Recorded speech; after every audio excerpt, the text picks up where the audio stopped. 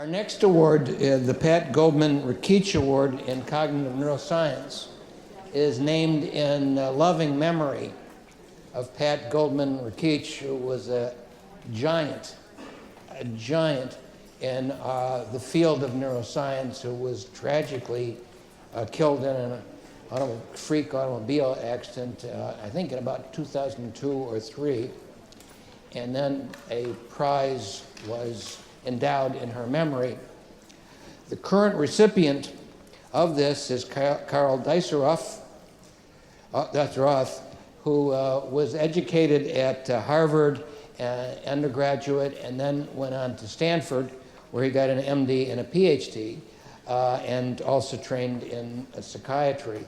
As with, I think, about 2 or 3 of our speakers, it's very interesting that several of them have engineering backgrounds, which is unusual for people going into brain research, but may in many ways represent or say something about the future. Dr. Deisseroth's area is optogenetics. How many people know what optogenetics is? So you're going to have, there you go. So the first thing he's going to do is explain what it is to us. But it's really fascinating. I've heard something about it before, and how you can control behavior with light at lightning speed, no pun intended, is really fascinating. But I'm not going to steal his thunder other than to say welcome. I hope.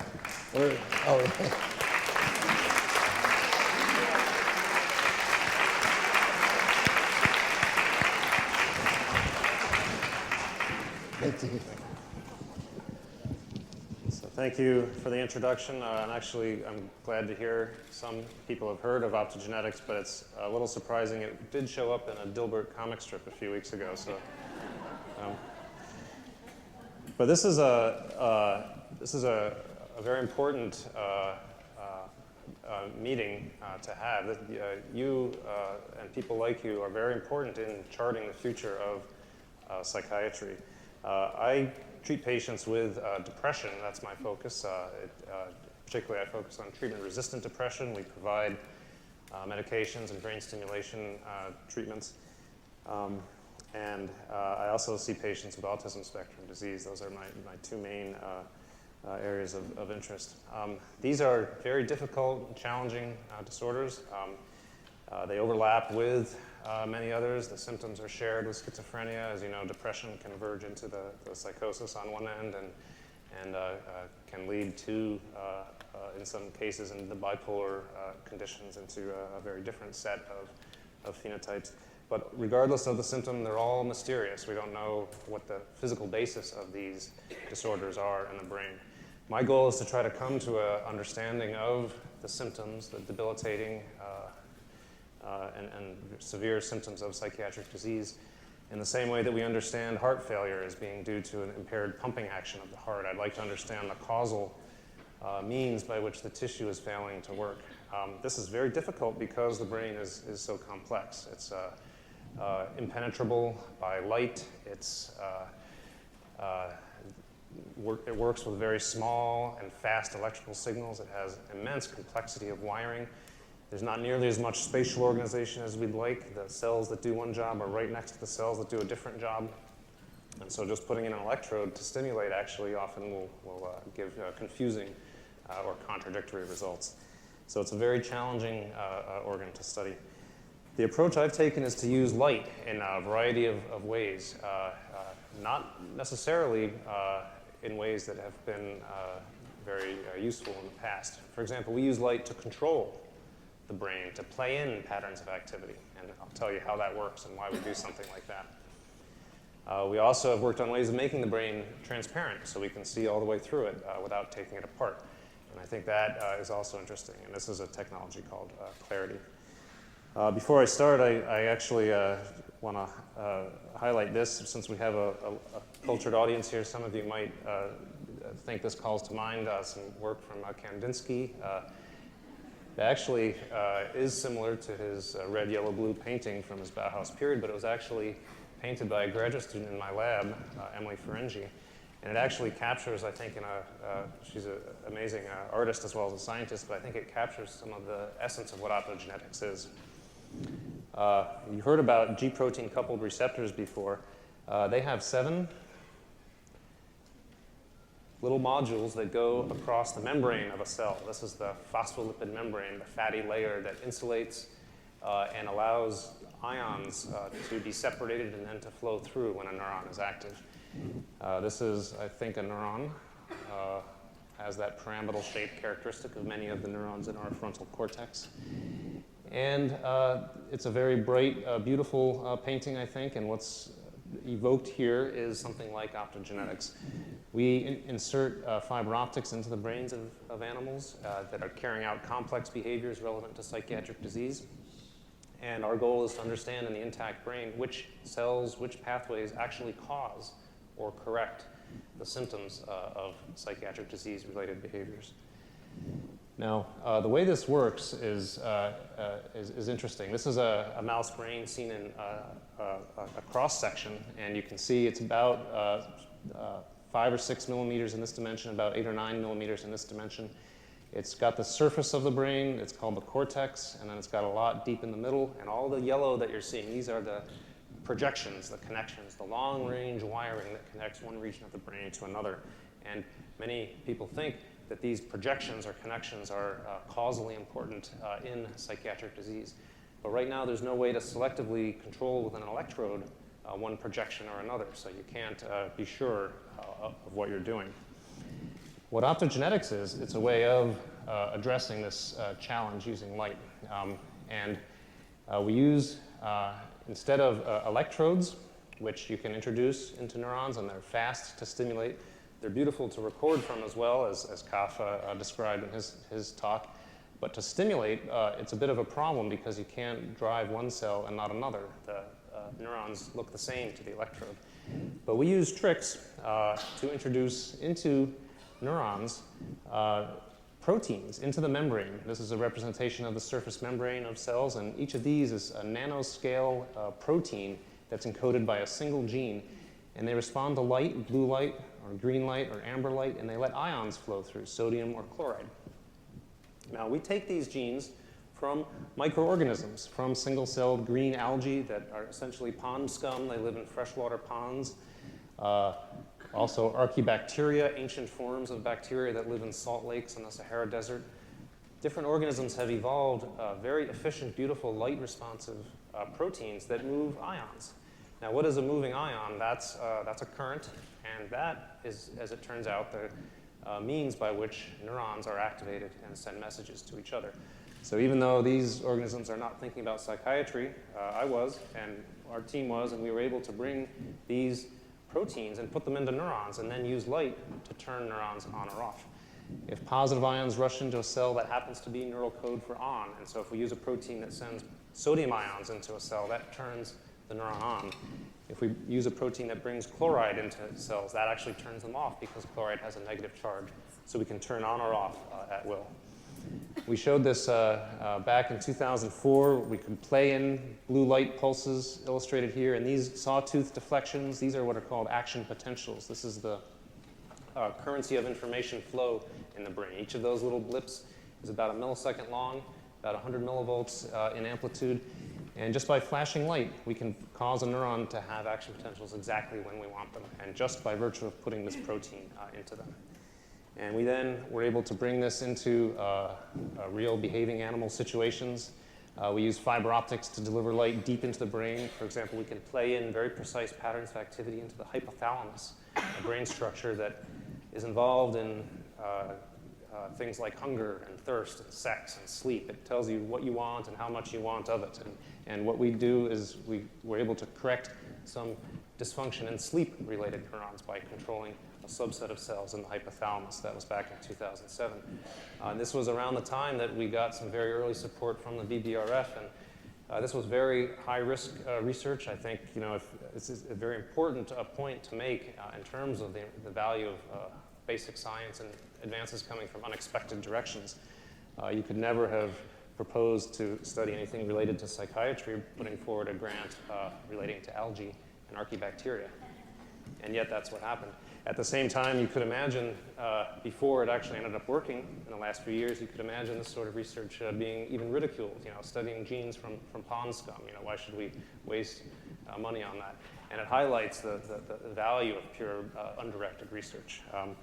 Now, we actually, though, have been able to go beyond even the work that's illustrated here with the hypothalamus. We've done some very detailed engineering of the protein itself. We've modified its structure, so we can make tools that are faster, slower, that respond to different colors of light, so we can do multi-channel control, play in a rainbow of different colors, and turn on or off different cells all at once. I want to play a movie for you to illustrate the sorts of things we can do in animals. And we've addressed many domains of psychiatric disease-related symptom. I'll show you one relating to anxiety, which is a highly comorbid disorder. It's the most common class of psychiatric diseases. It shows up very powerfully in depression and in schizophrenia and in autism, and is hard to treat without causing serious side effects. If you could mouse over the rat, as it were, and play this movie. So this is what's called an elevated plus maze. The mouse likes, it seems, to be in this arm of the maze, but not that one. Why is that? It's because this is the so-called closed arm. It has elevated walls, and the mouse, even though there's no immediate threat, it appears to feel more secure there. It will come out, maybe poke its nose this direction, but will not go out into the open arms. Now, we were able to play in patterns of activity, and we will, when some blue letters show up here, that's when we start playing in an anti-anxiety pattern into a very specific set of cells.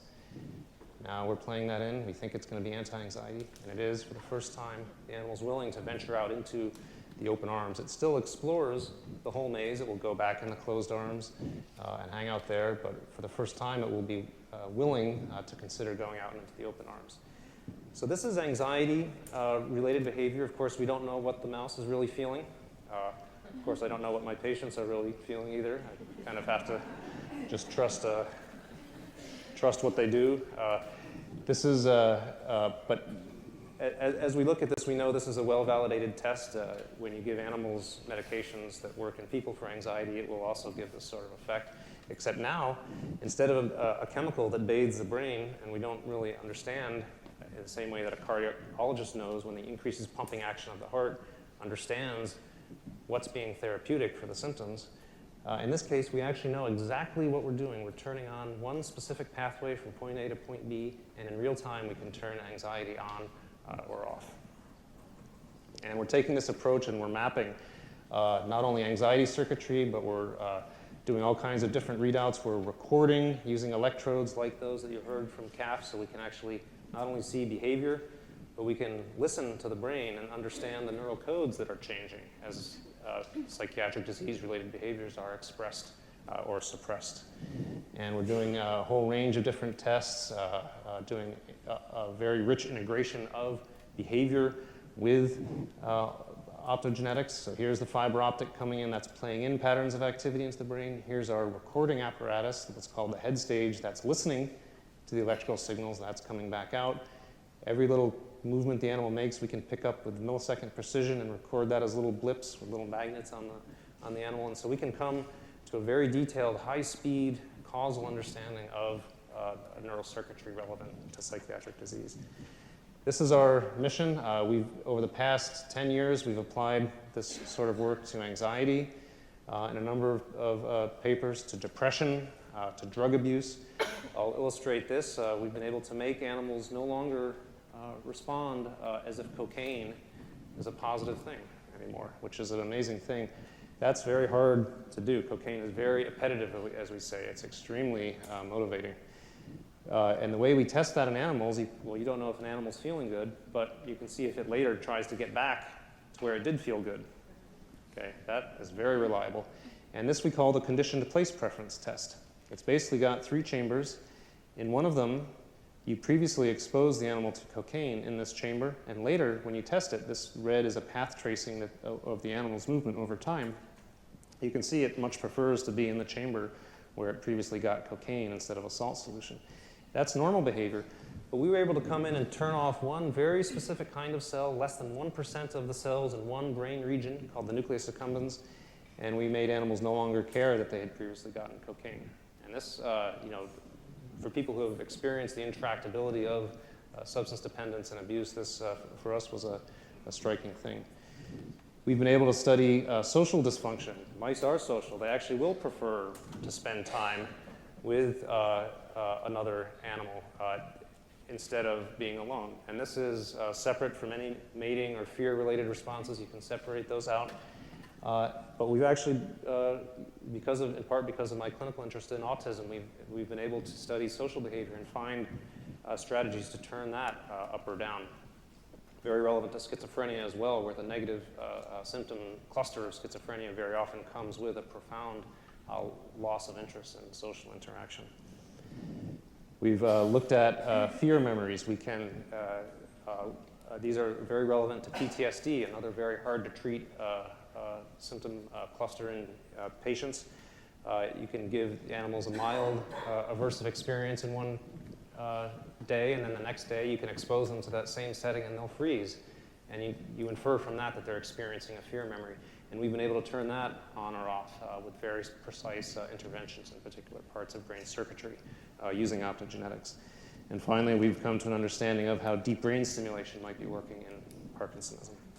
So this is the opportunity of optogenetics to play in, to turn on or off very specific patterns of activity in cells while behaviors relevant to diseases that we care about are being expressed. And in many ways, it's the first few innings of the game, as it were. But we've already had some exciting insights, and I think many more to come. I want to share one other bit of technology, which is called Clarity, with you. And this is a way of turning brains more or less completely transparent. And so this is a mouse brain, now seen with just as you would look at it in your own eyes, not a microscope. It's put over a quote from the Spanish neuroanatomist, Ramon y Cajal. And this is our Clarity procedure. There actually is a brain there. But you can read the text right through it. And the value of that is we don't have to take the brain apart now to look at its inner wiring. So it's transparent. You could say, well, what is there to look at? Well, you can still label things. All the proteins, all the DNA is still there. And so you can actually, using fluorescent labels, go in and tag the things you're interested in. And without taking the brain apart, you can actually see the wiring and the structure. And if you could play this movie, this is a mouse brain never taken apart. Each of the little circular blobs is a neuron. Each of these elongated things is a connection of one kind or another.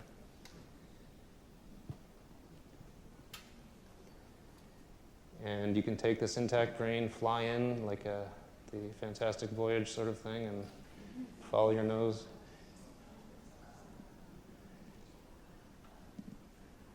Now we're looking up toward the surface of the brain. You can, if you're interested in a particular class of cells, you can follow their connections up to the surface, or look at the relationships among the different kinds of cells. And so you can see the value of this. Instead of a thin section where you just have a slice and you wouldn't actually know the relationships of the cells, we now can get a three-dimensional volumetric intact system understanding, which I think, and which is already turning out to be true, that may be necessary to understand the circuitry that's important in psychiatric disease-related behaviors. We can take this sort of class of insight from human samples. This works perfectly well in human brain tissue as well. We have rare and precious samples from donated brains where we want to extract the most useful possible information out. And we can take these human brain samples and use these fluorescent tags I've talked about and stain for things like myelin basic protein. We heard a discussion of multiple sclerosis and white matter earlier. This is a main constituent of white matter. And we can stain for axons, the long-range outgoing projections of neurons, and get this wiring map of the intact human brain. And we can look at that in disease and non-diseased cases. Here's where interaction with brain banks and the very precious gifts of families and patients who've donated tissue becomes so important. And we want to honor those gifts as much as possible. If you could play this movie, this shows a hippocampus, again, never taken apart with many of these different labels. One of the advantages of the Clarity method is you can do multiple labels, multiple rounds of labeling. And we're going to fly through this, and then the computer will reassemble the whole structure together. And so we can see, again, without taking it apart, how all the different components, the excitatory cells that turn on their downstream partners, or the inhibitory cells that turn off their downstream partners, or the glial cells that hold everything together and help regulate ion flow and synaptic function, how they all relate. So it's in many ways just the earliest stages, but we've set up online resources both for Optogenetics and Clarity, and actually the community has been excited by it. I've talked to a few people in the room already who are using some of these recent tools, the Clarity methods, which were just published this year. And the Optogenetics approach is now being used actually by thousands of laboratories around the world. But it all got kickstarted early on with support from the BBRF, and I think it highlights the value of the work that is being done here. And I want to highlight our outstanding team of students and postdoctoral fellows and our support. As you can see, everybody's very happy at sunny Stanford, and so if you're ever out there, drop by and say hello. Thank you.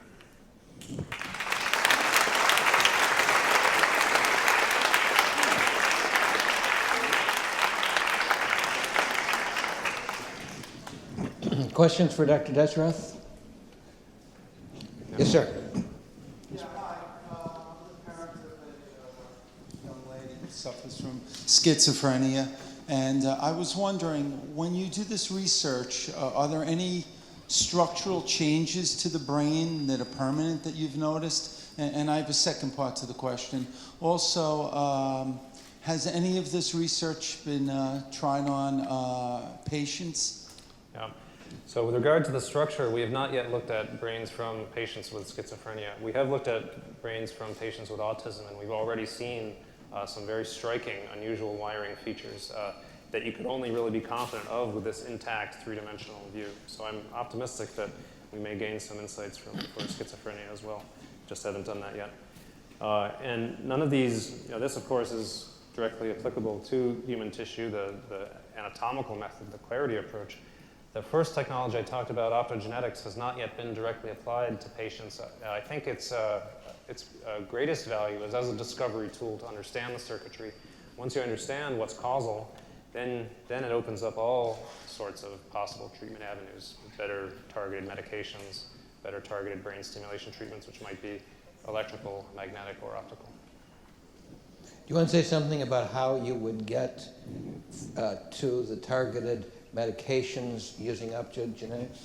Yeah, so so how would you get to a better targeted medication using Optogenetics? Well, let's say with Optogenetics in the animal model, we find, as we have, that a connection from the prefrontal cortex, the front part of the brain that controls motivation and hope and planning, a projection that goes all the way down to the brainstem, to the serotonin neurons, that's important in motivation to overcoming challenges, to behaviors that are relevant to depression.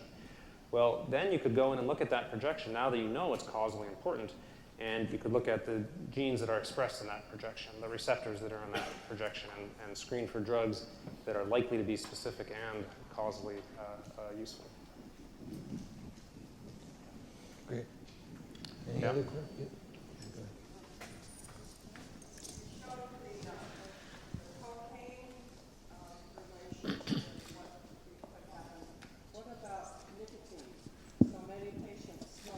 Yeah.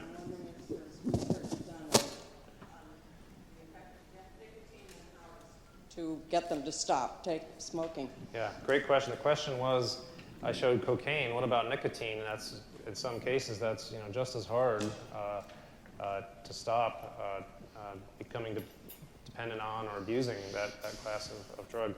Actually, it's interesting that the cells, I didn't say what kind of cells they were that we turned off. Well, it was cells that respond to nicotine. Although we didn't directly test nicotine, I think there would be a similar result. These were the so-called cholinergic cells that release acetylcholine and act on nicotinic receptors. So to be determined, but I think we've been able to sort of open the door to studying really the role of any kind of drug of abuse. Yeah. Question is, why am I most interested in autism? Yeah, why did you choose that? Yeah, I did in my psychiatry residency, I did especially prolonged autism clinic work. I spent about 6 months instead of just a month or two, which is more normal. I just found it so compelling because of how how severe the symptoms are, but how intact the brain is. In fact, if anything, there's more brain tissue. The brains are even a little bigger. But it just, for me, it highlighted the opportunity and the frustration of psychiatry, that the neurons are there, they're alive, they're just not working well together as a circuit. And so I've been intrigued by autism because it really brings these issues really to the forefront. If we could just understand the dynamics, maybe we could help these patients. And it's just a personal sort of struck a chord with me, I guess.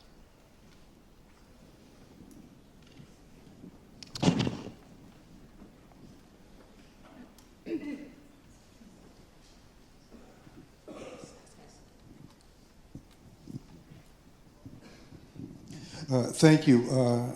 I've wondered about, you mentioned nicotine. In Canada particularly, therapists and researchers have been using nicotinic acid, better known as niacin, in treating depression and some psychoses. And I wondered if you could say something about that, perhaps a possible nutritional pathway to that kind of research. Yeah, so yeah, nicotinic acid, and actually that's a member of a larger class of medications which are used, as you say, by practicing psychiatrists quite often as monotherapies or as adjunctive treatments. I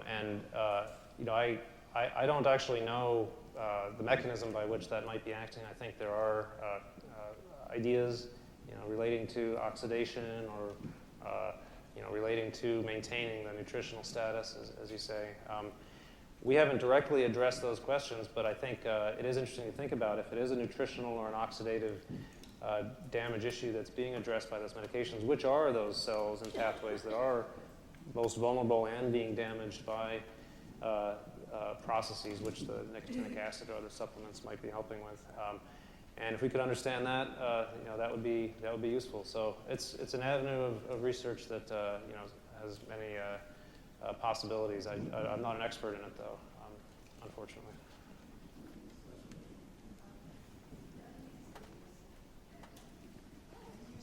Did not take a picture of the brain yet? Human brain, or are you planning to, or did I hear it correctly? The question is, have we done the anatomy in the human brain? Yeah, we have. So some of the pictures I showed were from human brain, actually from a brain bank sample that had been donated. Actually, what I showed was from an autism patient, a human being. Yeah. Thank you very much. Okay.